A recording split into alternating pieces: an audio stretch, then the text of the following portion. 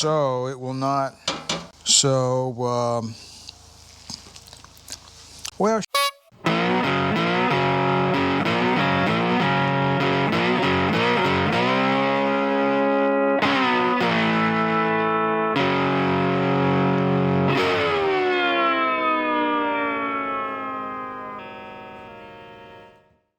all right, finally the time has come. All, to my knowledge, of our engine parts have arrived. And we talked about the oil pump previously, but the top end kit has arrived and I'm pretty excited about it. I'm gonna tell you what. So I tell you what, before we dig into this engine and start putting it together, let's just go through what we got and we'll give you all the ins and outs of all the little bits and pieces, and then you'll know exactly what we're dealing with, and maybe we can estimate kind of, you know, what kind of performance we might see at the end of the road. And as we go along, maybe you guys can comment down below what you think it'll be. Maybe we'll take a poll, or maybe even a little contest, you know. I don't know if we're going to give away anything other than maybe just, you know, put your name in the hat and go, yeah, I won. So first off, we've got a set of cylinder heads, aluminum, of course. The original 462 heads from every drag racing forum on the internet basically poo-poos those heads and says they're junk, they crack all the time, blah, blah, blah, blah, blah, blah, blah. So I ultimately decided to say to heck with it, and I'll just buy some more heads. And and they just don't sound very good. I've tried 2 or 3 different exhaust systems, and that's just something about them. The way the exhaust resonance, just, I don't know, it sounds like a tractor. It's not good. Anyway, I mean, you can kind of make it sound pretty good because I've made videos on it in the past, but there was always something missing. So we're gonna go a different route. All right, so I've got the cylinder heads here. The name brand's on the other side of the piece of paper. I'm gonna withhold the name brand of the dealer from whom I purchased this until later on after we get the thing running, I think. So anyway, just some basic information about torques and the torque pattern to torque the heads down there. And fine. And basically, you know, I'm not even gonna, there we go. Can't do that with an iron head. I guess you could if you're a gargantuan, but there you go. They're pretty. And I have no idea who makes them. There's no name on them. Now, I don't know why that is the case. I'm going to make an assumption that says they're probably from someplace else in the world, but I really don't know. I can tell you that they look exquisite. I mean, you know, they look, I mean, from the untrained eye, I don't see anything wrong with them. I do have a part number here, which I hadn't noticed before. Sierra Bravo 400 Sierra 0321. You guys Google that and tell me what you find. So I can't recall what the valves are. Yeah, so these are 64cc chambers, 2.02 intake by 1.6 exhaust. So there you go. And then 200cc on the airflow part. All right. I asked the guy to go ahead and assemble it with the valves and the springs, so I didn't have to fool with any of that. So I'm good to go. All I got to do is bolt these on and then put the valve train together, and I'll be good to go. But yeah, got a light coating of some kind of sticky goop on there to protect it, I'm assuming. Man, those valves are just beautiful, exquisite. And you know the best part of it? I've got another one just like it over there. All right, let me set this aside and we'll go through some more stuff. Speed Warrior. Or no, just Warrior. Warrior intake manifold by Wyand. Wyand? I don't know how to say it either. There you go. This is a Chinesium intake manifold. Although the Wyand brand has been around for forever. So, but anyway, their intake is not made here. Okay, fine. I haven't decided whether or not I'm going to actually use this. It just came in the kit, the top end kit. We got intake bolts here with the kit and some instructions, I guess. And she's a good looking unit, that's for sure. You know, this is the dual plane setup, you know, as opposed to the single. And you got this, you know, if you got tired of it, you can always make waffles down there in the bottom. I guess that's for, it promotes fuel atomization. I think that's what they say. Anyway, this is model 8150. Again, I don't know if I'm going to use it or not. I have to sneeze. Okay. Because, you know, this is a square bore. I talked about wanting to retain the stock look, take a measurement here and see what the height of this manifold is. Because if I run this and want to keep the quadrajet, I've got to put an adapter on here, so that adds a ½ inch or an inch probably. Am I going to have space to run the stock breather? Probably not. I don't know. So these are all things that I've got going around in my brain right now. So yeah, space constraints, quadrajet or no quadrajet. If I use quadrajet and an adapter spacer, will it fit? If the answer to that is no, and I decide to use this, I'll have to buy a square bore carburetor.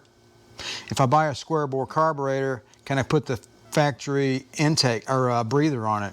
I don't know. Probably not. That factory breather is specially designed to fit over a quadrajet.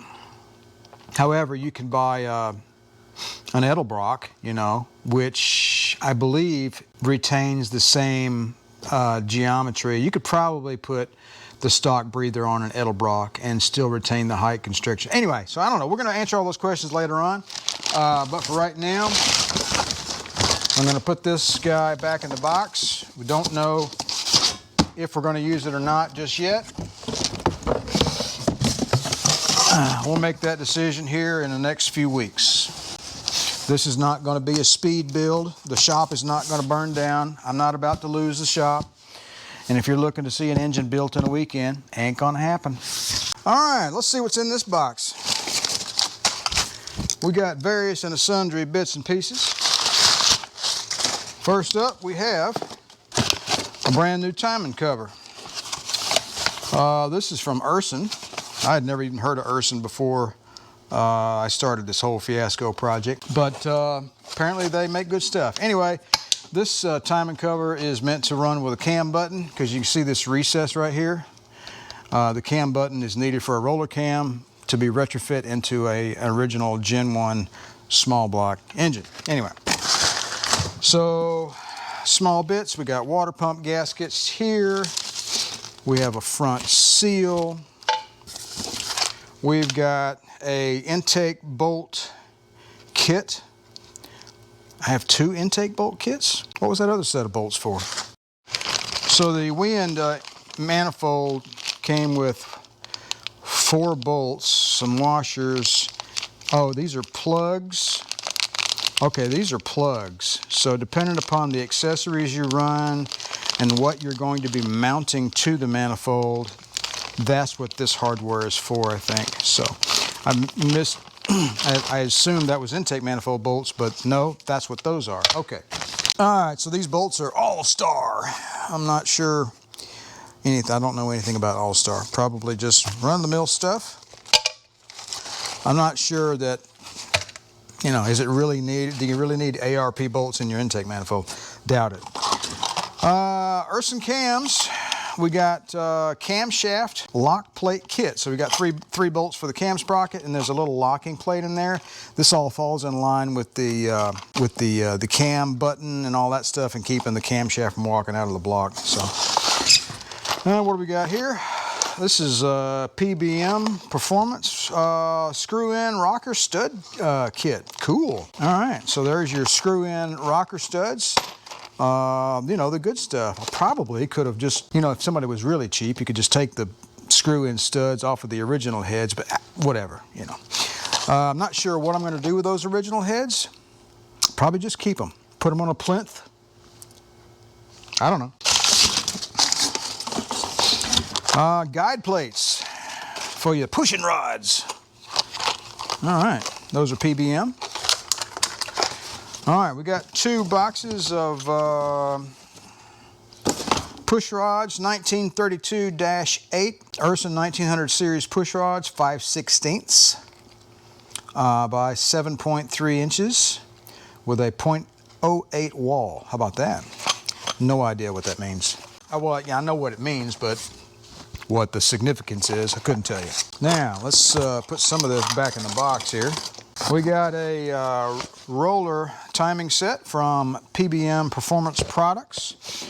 I looked at this earlier, and apparently the gears are made in USA, but the chain is made in India, I think.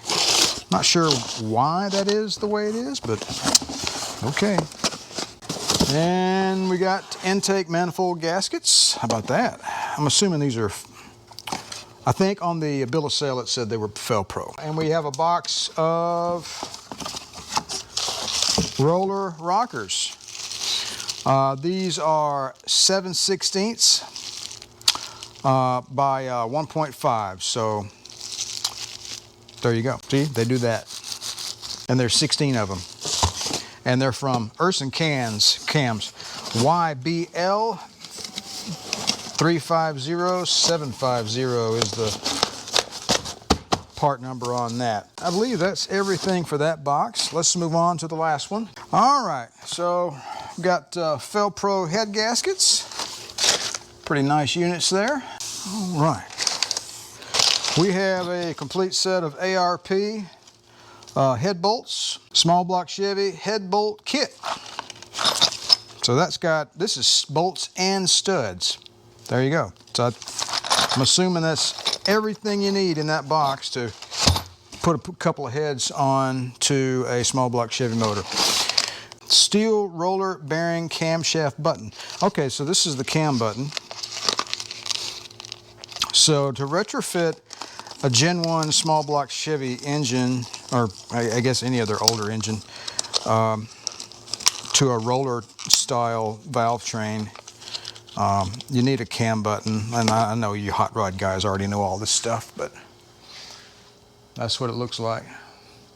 It goes inside the cover, presses up against the cam, and this spins. And the very nature of a Gen 1 hydraulic flat tappet cam prevents it from going anywhere in the block, because the lifters interact with the lobes on the flat tappet cam, and that keeps the cam in place, and it won't go anywhere because the lifters have to spin in their bores. Anyway, but none of that is true on a roller setup, so the roller setup doesn't have that mechanism keeping it in the block. In order to keep it in the block, you need this little spinny bearing cam button, as they call it, and that will sit inside the timing cover. So we'll see all about that when we put this thing together. We got a PT 5124 timing cover okay, that's a timing cover gasket set. Got a complete set of hydraulic roller lifters. These are from Morel. The actual part number is an Urson part number. But these are Morel 5372s, I believe is the part number. It says Morel written right there. And they got some spinny things on the bottom.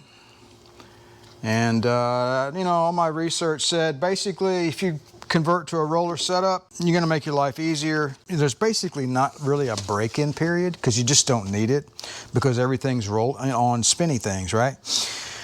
Did some reading online about these Morel lifters, and there's a few people that are poo-pooing them and other people that are praising them. So I'm like, whatever. But the thing is, this John, I think the guy's name is John Callis or something like that. He basically owns the company. Morel is the manufacturer of these roller lifters, and they make these for a lot of different lifter dealerships around the country. So if you buy some lifters, there's a very good chance you're going to be getting Morel products. So anyway, and I think lastly, we've got a hydraulic roller cam from Urson Cams, part number Echo 119837. The grind is RH-294-5. There's a little code on there. I could scan that with my phone. Page not found. Awesome.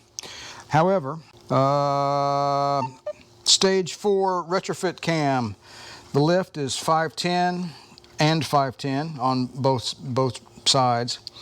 Duration is 226/234. This was ground actually just recently. This is made in the USA. So I looked at this earlier. It's sitting in a bath of lube in this some really greasy plastic. And it's got the cam card here with all the information on it.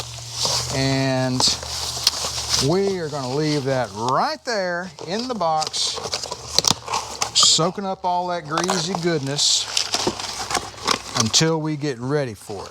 Before we install it in the engine, what we'll do is we'll basically clean it really well with some degreasing solvent to get any, if there's any last minute traces of grinding dust or something from the shop, from the machine shop. Don't think there will be, I'm just saying, folks always say, wash everything before you put it in your engine. So that's what we're gonna do. All right, that's the top end kit that I ordered. You know what? I think it's time to start assembling the engine. Let's start with something simple, like assembling the oil pump. All right, we're getting ready to do the oil pump on this motor. And this oil pan, I guess, is really step one.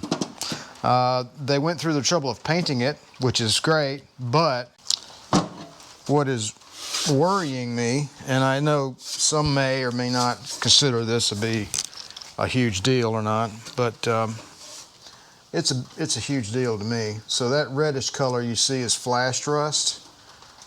Of course, there's oil in there as well, but you see that rust in the oil pan. So, and it's flash rust. I would not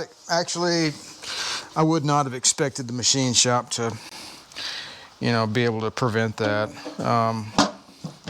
Well, the first thing that came to my mind was simply, well, let's just get that rust out of there. Let's grind it out. Let's sand it. Let's do all the things. And then I'm like, well, you're never going to get any kind of debris out of there, right? It's just going to stick in some nook and cranny, and then it's going to end up in your bearings later. So, well, let's soak it. Let's do the thing. Let's do the vinegar and all the... We're not doing that. Oil pan, new, O'Reilly, 1230.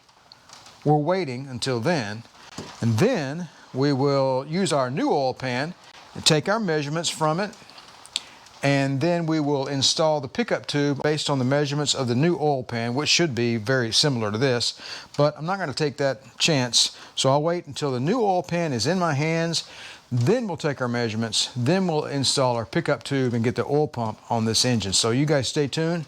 I'll be back shortly. All right. We made it back from O'Reilly. We got the new pan. We'll set this one aside for the moment.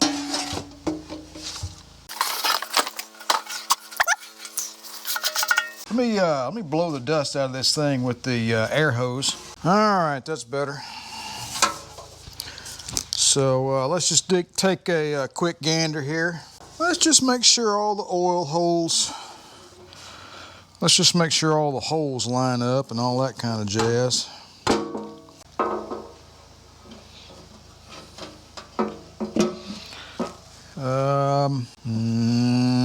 No, something's wrong. What's going on here?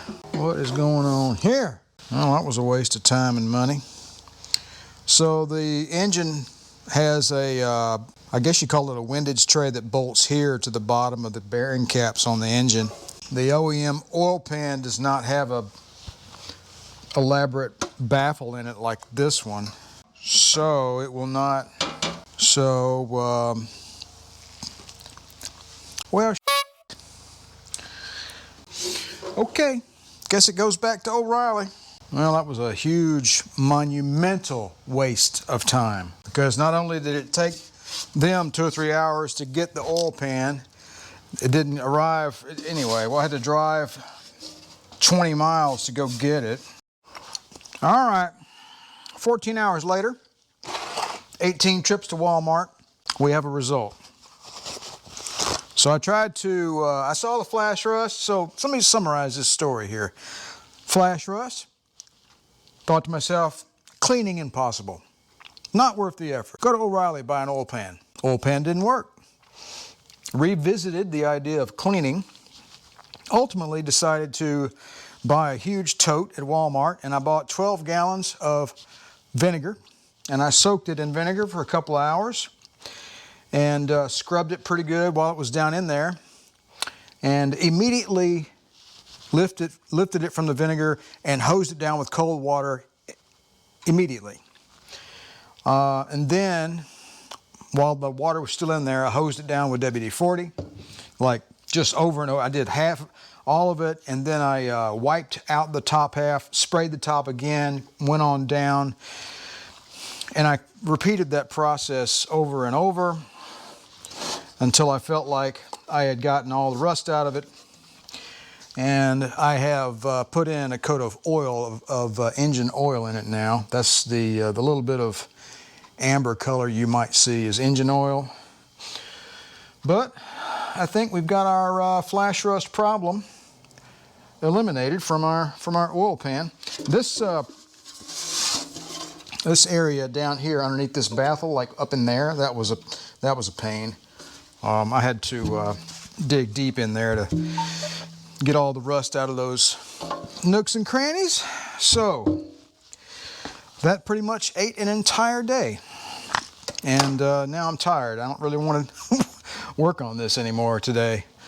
What time is it? It's 4:45. Okay, one of the biggest pitas, and I'm not talking about the bread, I've ever seen. Just monumental. But got the stock oil pan. It fits with the stock baffle on the engine. This thing, right? So, we're good. All right, I'll be back here shortly. All right, so the goal of this exercise here is to install the pickup tube in the new oil pump. So we need to take some dimensions. The dimension we're interested in is the distance from the bottom of the oil pan to this flange. Let's find out what that is. Need to be able to see the tape measure.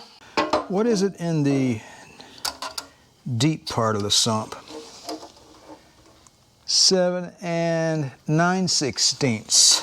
All right, let's go ahead and mount the pump up on the engine and start doing stuff.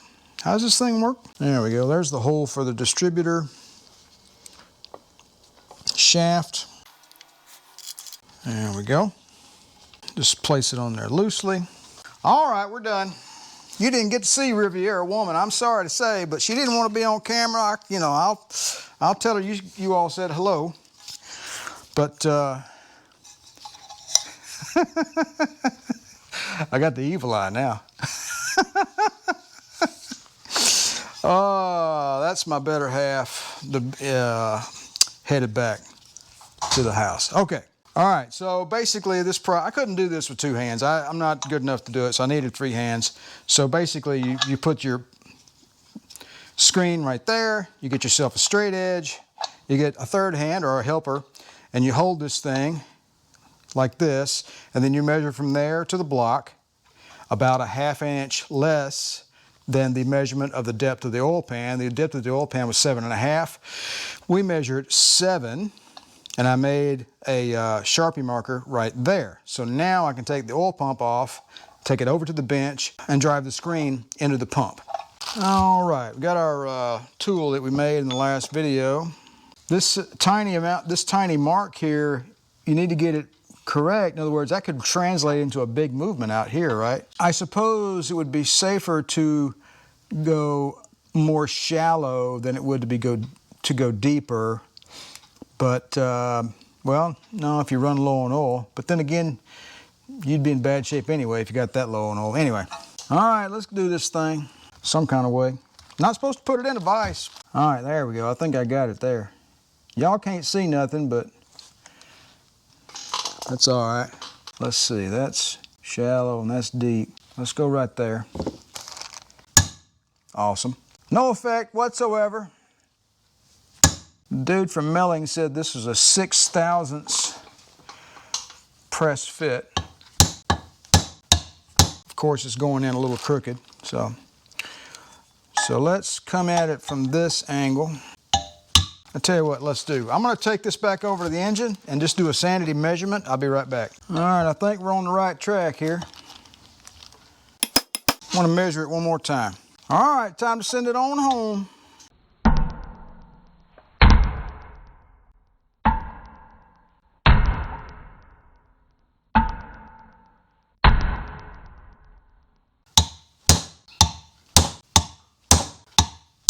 I'm guessing that's pretty good. All right, we are done. I measured it one last time just to make sure it was good to go. Got my 7 inches. I'm happy with it. What time is it now? It's 5:30. I've been farting around with this all day, including the time I waited for the crap oil pan. It's not O'Reilly's fault. It's just, you know, that pan is a generic small block. It doesn't play well with this Baffle. First thing tomorrow, I'm gonna go ahead and get the courage up to put a couple tack wheels on this thing. And then if I screw it up, I'll just buy another one and try again, I reckon. Hey, look at that, USA, good old Melling. And by the way, Melling's instructional video on YouTube on how to install this pickup tube is outstanding. So I really enjoyed it. It's kind of quirky and very informative and tells you precisely how to do it. I thought it was great.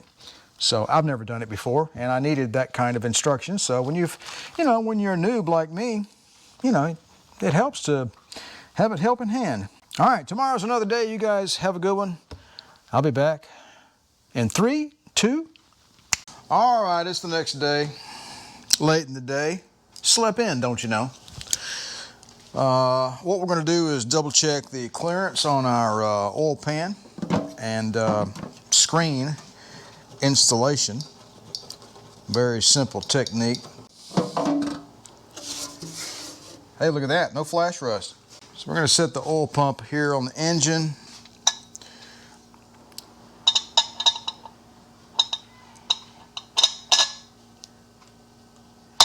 Whoops, there we go. That's a 3/8 inch drill bit taped to the screen. We gave it a 1/2 inch of clearance, so the 3/8 shouldn't impose a problem for us. But we're going to put a little white grease on this thing and see what happens. We shouldn't have any on our pan when we set it on there. And if we don't, we're good. If we do, we get to start all over.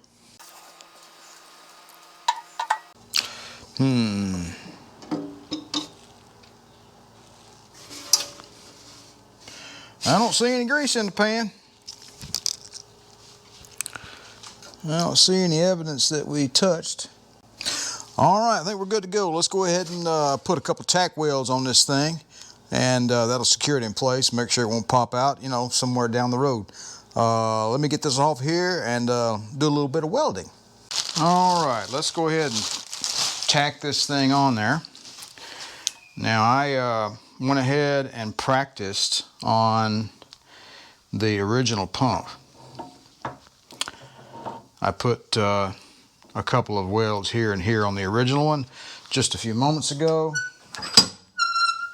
to set my welder up, and so I would feel comfortable with the thickness of the material and whatnot, you know. So we'll let that cool down for a moment.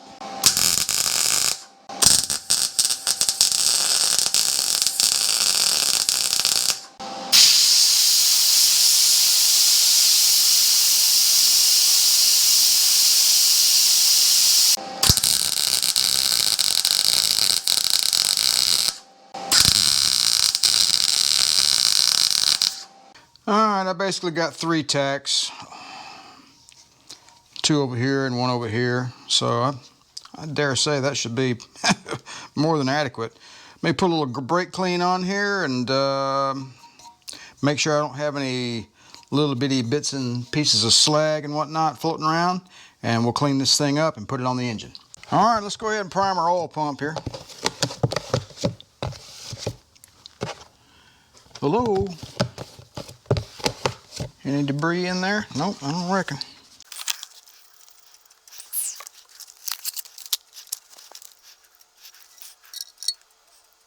I was thinking there was a set screw in there, but I don't guess it is. We'll make it easy on the little pump here with a little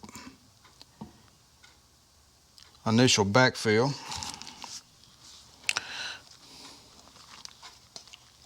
Get our sump down in the oil there, clockwise. Oh, I hear it. There it is.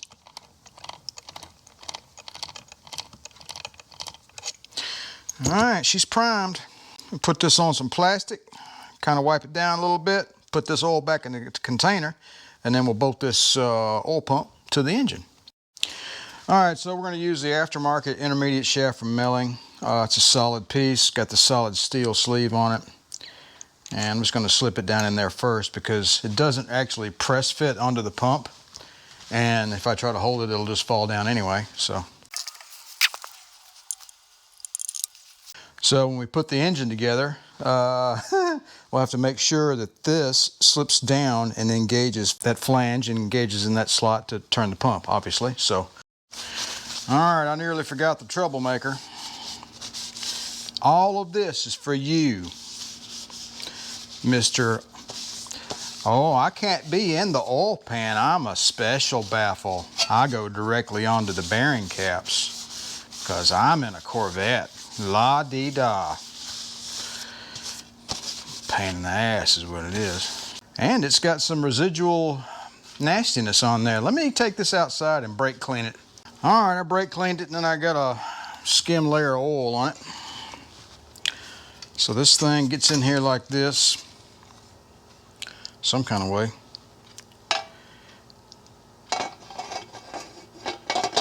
There we go.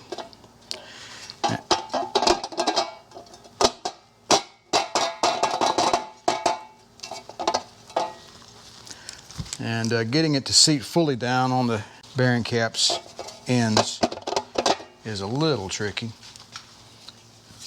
but nothing the hammer can't handle.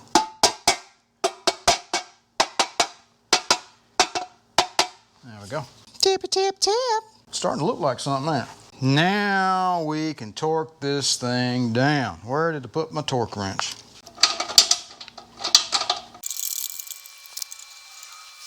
We're going to tighten all these things together.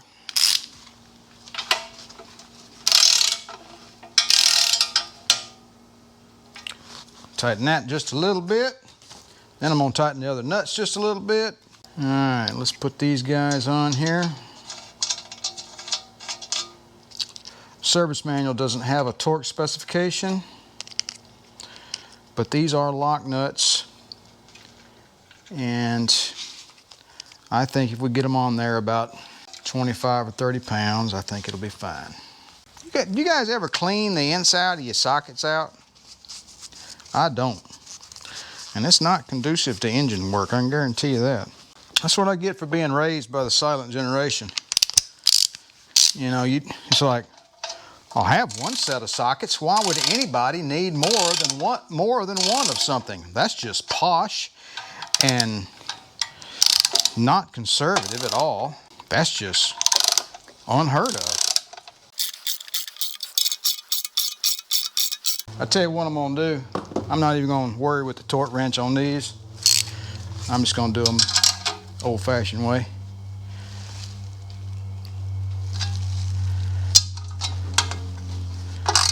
It's just a Baffle.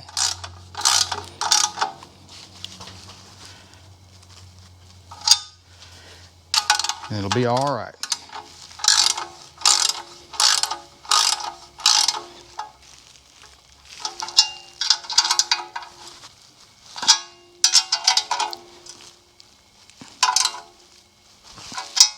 That'll be perfectly fine.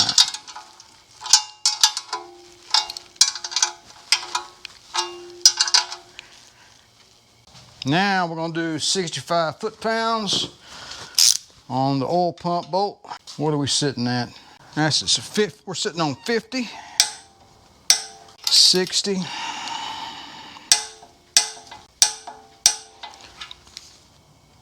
65. You're going to run your torque wrench back down to 0 so you don't leave the spring engaged all the time.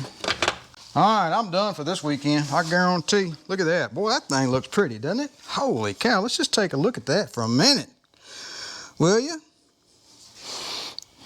That's a good looking setup right there. Let's cover it up, keep the dust out. All right, so got a little foible here. Not sure what's going on. I know what's going on. But you see that? It's not sitting down.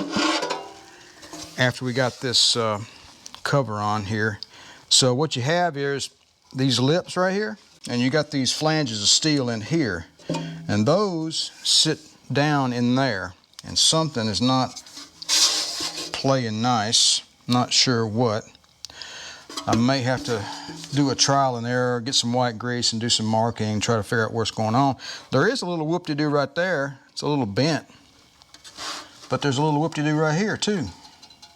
That's a little bent. So basically what I'm gonna have to do is tweak these little rails here and the ones inside the oil pan and get them to play nice with one another. Not sure what's going on. This thing may have gotten bent in the last few months sitting around. That is a very good possibility. I got these baffles on the inside of the oil pan and something changed. I don't think I'm the one that dented it. I'm not blaming anybody. This might have happened at the machine shop. Something might have hit one of these in the machine shop, or I might have done it. I don't know. This metal is pretty thin. I don't know what it is. It's probably 18 gauge or something, and it's spot welded to the inside, and it can be bent quite easily. And the end of this one over here was bent pretty badly, and this one was bent too far this way. And I tweaked the edge of this cover as well. So when we